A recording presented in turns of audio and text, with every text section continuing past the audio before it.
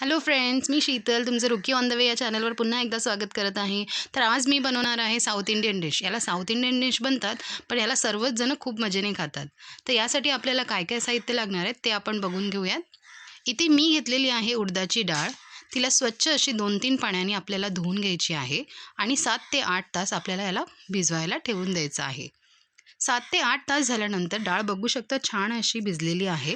त्याला एका मिक्सर जारमध्ये आपण काढून घेऊयात आणि वाटून घेऊयात. इथे एक गोष्ट लक्षात ठेवायची आहे, की अजिबात आपल्याला याच्यात पाणी घालायचं नाही आहे. आपल्याला हे बॅटर एकदम घट्टसर हवं आहे. तर आता मी याला मिक्सर जारमध्ये वाटून घेते.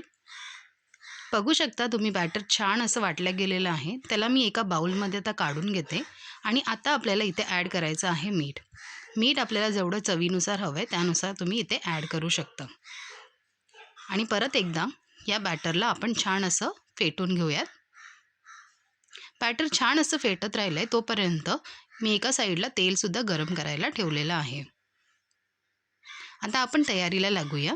मी एक झारा घेतलेला आहे. त्यावर असं आपल्याला बॅटर टाकून घ्यायचं आहे आणि मध्यभागी असं होल करून आपल्याला तेलात सोडायचं आहे. 1 मिनिटानंतर हे बॅटर आपोआप सुटून जाईल. अशाच प्रकारे बाकीचेही मेदूवडे आपण बनवून घेऊयात. मेदूवडे बनवताना एक गोष्ट लक्षात ठेवायची आहे, की याला आपण मंद आचेवर होऊ द्यायचं आहे, जेणेकरून हे छानपैकी आतमध्ये शिजतील. जर तुम्ही गॅस फास्ट ठेवला तर हे लवकरच असे ब्राऊन होतील, पण आतमध्ये कच्चेसर राहतील. अशाच प्रकारे बाकीचेही मेदूवडे मी बनवून घेत आहे. बघू शकता मेदूवड्याला किती छान असा कलर आलेला आहे. मेदूवडे इथे बनत राहिलेले आहेत. तर आपण आता चटणीच्या तयारीला लागूया. चटणी बनवण्यासाठी मी घेतलेलं आहे इथे मिक्सर जार.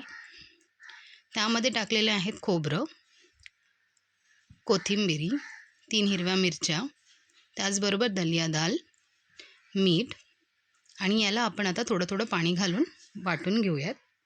चटणी छान अशी वाटल्या गेलेली आहे. तर आता आपण याला तडका देऊन घेऊयात. त्यासाठी मी घेतलेली आहे इथे मोहरी, अख्ख्या लाल मिरच्या आणि कढीपत्ता. तडका छान असा दिलेला आहे, तो चटणीमध्ये टाकून घेऊयात. अशा प्रकारे आपली चटणी तयार झालेली आहे.